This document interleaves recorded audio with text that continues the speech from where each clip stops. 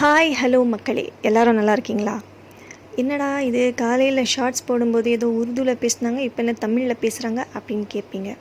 ஆனால் நான் இன்றைக்கி டுர்துவில் பேச போகிறேன். அதாவது தமிழ் ப்ளஸ் உருது, அதில் பேச போகிறேன். இந்த டுர்துன்னு சொன்னோடனே உங்களுக்கு என்ன ஞாபகம் வருதுன்னு எனக்கு நல்லா தெரிஞ்சிருச்சு. உங்கள் மைண்ட் வாய்ஸ் நான் கேட்ச் பண்ணிட்டேன். அதாவது கழுதை மேய்க்கிற பையனுக்கு எப்பட்றா இவ்வளோ அறிவு அப்படின்னு தானே. சரி விடுங்க, நம்ம கஞ்சியில் கான்சென்ட்ரேட் பண்ணுவோம். அதாவது கஞ்சி, நோம்பு கஞ்சி. இது வந்து மசூதி பள்ளிவாசல் ஸ்டைல் கஞ்சி. ட்ரை பண்ணி பாருங்கள். நான் ஏன் இன்றைக்கி தமிழ் ப்ளஸ் உருதுவில் பேசுகிறேன் அப்படின்னு பார்த்தீங்கன்னா, எங்கள் மக்களுக்கும் கொஞ்சம் நிம்மதியாக இருக்கும். அப்பாடா உருதுவில் பேசுகிறா அப்படின்னு. இன்னொரு விஷயம் என்னென்னா, ஈஸ்டர் வந்து போச்சுல்ல, அப்போ என் ஃப்ரெண்டுக்கு மெசேஜ் அனுப்பிச்சு, ஏன்பா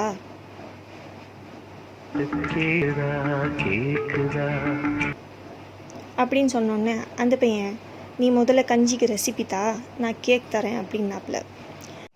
சரி, இப்போ இங்கே உருது மக்கள் என்ன யோசிச்சிருப்பாங்கன்னா,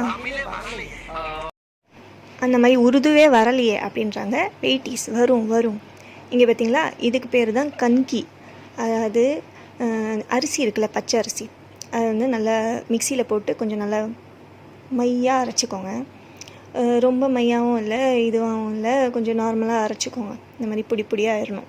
அதில் நீங்கள் என்ன பண்ணலாம், இன்னொரு விஷயம், இதையே ஃபஸ்ட்டு அரிசியை வந்து நல்லா வாஷ் பண்ணி எடுத்துகிட்டு அதை வந்து நல்லா காய வச்சு அதுக்கப்புறம் கூட அரைக்கலாம். அதில் வந்து உங்களுக்கு என்ன கிடைக்கும்னா ரைஸ் ஃப்ளவர் கிடைக்கும். இப்போ நான் இந்த கப்பை வச்சு நான் காமெடி பண்ணிகிட்ருக்கேன்னா, அதுலேருந்து ஒரு 2/3 கப் அரிசி எடுத்துக்கிறேன். அதாவது அந்த கன்கி, உருதுவில் சொல்கிறாங்கள கன்கி, அதை எடுத்துக்கிட்டு இதை நல்லா வாஷ் பண்ணி வச்சுக்கணும். கொஞ்சம் நேரம் ஊற வச்சுருங்க. அப்போ தான் அந்த கஞ்சியில் போட்ட உடனே கொஞ்சம் உங்களுக்கு சீக்கிரமாக வேலை இருக்குது அப்படின்னா அது கொஞ்சம் சீக்கிரமாக என்ன ஆயிரும், கல்ஜாங்கி கல்னே கேப் போல்த்திசோ, ஐயோ, அதாவது குக் ஆயிருங்க.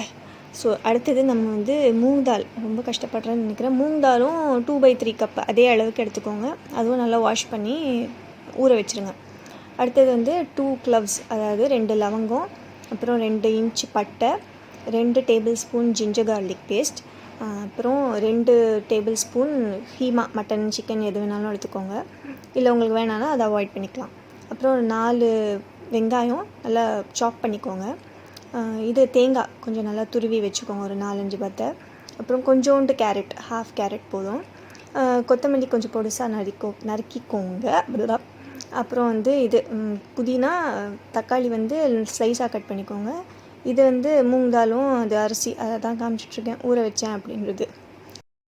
இப்போ ஒரு குக்கரில் ஒரு குழிக்கரண்டி எண்ணெய் விட்டுட்டு, நார்மல் குக்கிங் ஆயில் போதும். அதில் வந்து இந்த லவங்கம் அண்டு பட்டை ரெண்டுத்தையும் சேர்த்துக்கோங்க. அது ரெண்டுமே எப்படின்னா, கொஞ்சம் நல்லா எண்ணெய் காஞ்சதுக்கப்புறம் போடுங்க. பட்டாக் அப்படின்னு அடித்து ஒரு லவங்கம் காணும் பார்த்திங்களா, அந்த மாதிரி ஆகணும். அதுக்கப்புறம் தான் நீங்கள் வெங்காயத்தை போடணும். ஸோ எவ்வளோ வெங்காயம் வச்சுருக்கீங்களோ அவ்வளோ வெங்காயத்தையும் போட்டுருங்க. நான் ஒரு 3 பீப்புளுக்காக சமைச்சேன். ஸோ ஒரு 4 வெங்காயம், அப்புறம் இந்த சொன்ன அளவெல்லாம் பார்த்து வச்சுக்கோங்க. அப்புறம் இந்த வெங்காயம் கொஞ்சம் நல்லா வதக்கிட்டே இருங்க. அதாவது கொஞ்சம் நல்லா ப்ரௌனிஷாக ஆகணும். ரொம்ப ப்ரௌனிஷில் கோல்டன் ப்ரௌன். அதுக்கப்புறம் ஒரு 2 பச்சை மிளகா, உங்களுக்கு காரம் எப்படி தேவையோ அந்த மாதிரி 2 பச்சை மிளகாவோ 1 பச்சை மிளகாவும் போட்டுட்டு கொஞ்சம் நேரம் வதக்கிட்டு அப்படியே விட்டுருங்க. ரொம்ப நேரம் விட்டுறாதீங்க, இந்த மாதிரி கருகிரும். ஸோ கொஞ்சம் கோல்டன் ப்ரௌன் தான் சொன்னேன், இந்த மாதிரி ப்ரௌன் ஆக்கிடாதீங்க. இதுக்கப்புறம் வந்துட்டு இது ஜிஞ்சர் கார்லிக் பேஸ்ட் கொஞ்சோண்டு போட்டுட்டு வச்சுட்டேன் பார்த்திங்களா நான். அதாவது எனக்கு தெரிஞ்சிடுச்சு எவ்வளோ தேவை அந்த வெங்காயத்துக்கு அப்படின்றது. ஸோ அதோட விட்டுட்டேன். இங்கே பார்த்திங்களா, கீமா வந்து உட்காந்துருச்சு. நான் தான் நெக்ஸ்ட்டு அப்படின்னு சொல்லிட்டு இப்போ இந்த கீமாவும் போட்டுடுங்க. ஆனால் அந்த பச்சை ஸ்மெல் போகணும், ஜிஞ்சர் கார்லிக் பேஸ்ட். நான் கொஞ்சம் ஃபாஸ்ட்டாக உங்களுக்கு காமிச்சிருக்கேன். ஸோ நல்லா வதக்கிட்டு அதுக்கப்புறம் கீமா போட்டுக்கோங்க. போட்டுட்டு அதுவும் நல்லா கொஞ்சம் நேரம் வதக்கணும். ஒரு 5 மினிட்ஸ் வதக்குங்க. 5 மினிட்ஸ் போதும் வதக்கிட்டு, இதில் வந்து இதே டைமில் நீங்கள் வந்து கொத்தமல்லி புதினா ரெண்டுமே போட்டுட்டு கலக்குனீங்கன்னு வச்சுக்கோங்களேன், அப்படியே அக்கம் பக்கம் எல்லா வீட்டிலேருந்தும் என்ன சமைக்கிறீங்கப்பா இன்னைக்கு அப்படின்னு கேட்பாங்க. அந்த அளவுக்கு இருக்கும். ஸோ இப்போது இதுக்கு தேவையான உப்பு கொஞ்சோண்டு போட்டுக்கோங்க. ஸோ நான் நோன்பு இருந்ததுனால என்னால் உப்பு வந்து டேஸ்ட் பண்ண முடியல, ஏதோ ரேண்டமாக போட்டுட்ருந்தேன். உங்களுக்கு தேவையான அளவு உப்பு போட்டுக்கோங்க. இப்போது அந்த தேங்காயும் கேரட்டும் சேர்த்துக்கோங்க. ஸோ அந்த பச்சை வாசனை இருக்காது தேங்காயோடது. ஸோ அதுக்காக இப்போவே சேர்த்து வதக்குனிங்கன்னா நல்லாயிருக்கும். இதோ வதக்கு ஆல் த டைம் வதக்கல் சொல்லி. ஸோ இதை பண்ணிவிட்டு அடுத்தது என்ன பண்ணணும், இதோ வரும் பாருங்கள் பார்ப்போம். மூங் தால் இது போட்டுக்கோங்க. என்ன இவளுக்கு ரெசிபி தெரியுமா தெரியாதா அப்படின்னு தான் டவுட்டாக இருக்குது. இல்லை, எனக்கு ஆக்சுவலி ரோஸா ஒட்டிக்கிச்சு. அதாவது உருதுவில் நாங்கள் சொல்லுவோம் ரோஸா லக்கா அந்த மாதிரி. ஸோ இப்போ நான் என்ன போட்டேன்னா இது மஞ்சப்பொடி, அப்புறம் கொஞ்சோண்டு கரம் மசாலா, ஒரு 1 டீஸ்பூன் போதும். ஏன்னா நாங்கள் நோன்பு இருக்கிறதுனால நிறைய காரம் சாப்பிட மாட்டோம். அப்போ எதுக்கு 2 பச்சை மிளகா போட்டேன்னு கேட்பீங்க, பரவாயில்ல. ஸோ அடுத்தது என்ன போட்டேன்னா இது ரெட் சில்லி பவுடர், அதுக்கப்புறம் இன்னொன்று என்ன போட்டேன், ஜீரகத்தூள், ரெண்டுமே போட்டு கலக்கினேன்.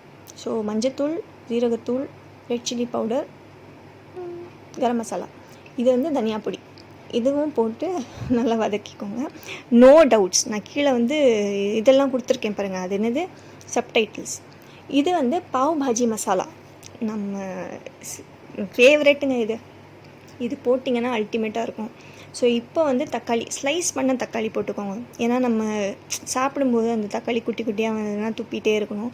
அதுக்கு பதிலாக நீங்கள் கொஞ்சம் பெருசாக போட்டிங்கன்னா அப்படி லைட்டாக லேக்காக எடுத்து போட்டுடலாம். ஸோ இந்த ட்ரிக்கு ட்ரை பண்ணி பாருங்கள், யூஸ்ஃபுல்லாக இருக்கும். ஓகே, என் குக்கர் ஆங்கிள் ரொம்ப கேவலமாக இருக்குது, அட்ஜஸ்ட் பண்ணிக்கோங்க. லெஃப்ட் சைடில் வச்சு ஏதோ பண்ணிகிட்ருக்கேன். கலக்குனாச்சு ஊற்றுனேன் அப்படின்னு பார்த்தீங்கன்னா இது தண்ணி, 2 டம்ளர் தண்ணி, ரொம்ப ரோலிங்கில் போகுதுங்க, சாரி. இப்போது இந்த டைமில் நீங்கள் என்ன பண்ணணும், கொஞ்சோண்டு உப்பு சேர்த்துக்கணும். நான் உப்பு சேர்க்காமல் அப்படியே க்ளோஸ் பண்ணியிருக்கேன். ஆனால் நான் திருப்பி ஓப்பன் பண்ணி சேர்த்துட்டேன், அது உங்களுக்கு கூடாதுன்னு. இப்போ விசில் போட்டு 5 விசிலுக்காக இது பண்ணிடுங்க, என்ன சொல்கிறது, ப்ரெஷர் குக் பண்ணிடுங்க.